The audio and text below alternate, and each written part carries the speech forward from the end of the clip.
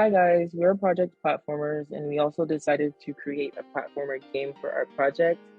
So the purpose of our game is that we will have a wizard who collects coins while avoiding their enemies, and you're trying to get as many points as possible.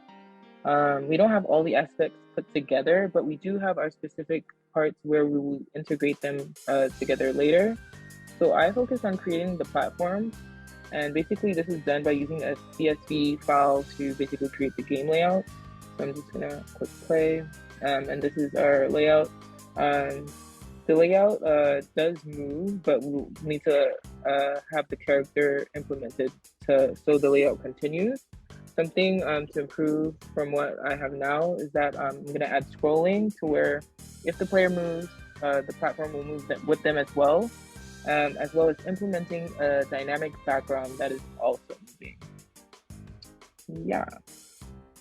One. Hi, I'm Zim. I worked on the character for a game, and the way I implemented it is I had arrays for multiple animation states.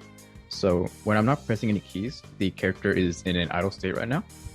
And when I press D, the running animation for going right will start. And when I press A, it will do the running animation for left.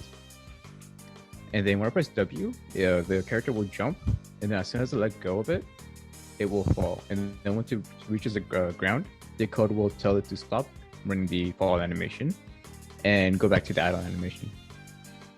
And then when I press spacebar, the character does a little magic shotgun blast.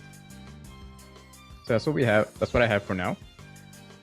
Some things I'm gonna improve on and add is I'm gonna move Joyce to add in coins to the platforms and enemies.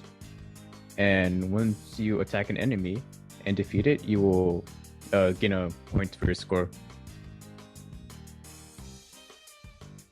One. Hey guys, my name is Patrick and I was in charge of working with the GUI systems. So I have a class for the GUIs and buttons, and here, let's just look at our code. So this is what happens when we run it. It brings us to our menu page. So the main menu is gonna have a start button, an info button, and here we can toggle the sound on and off. We haven't implemented the sound yet, but we're looking to implement like music that would play throughout the gameplay.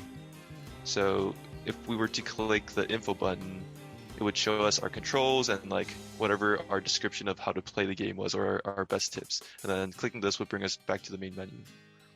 So currently we have not integrated our actual gameplay with our GUI system yet. So when I click start, it's just going to link us to our Project 7 game. So this is what it looks like. It'll bring us to the game. And then as you can see at the top earlier, it would have like a GUI that shows our current points, our time we've spent in the game. And then once we lose, it will bring us to our game over screen where it would show us our score.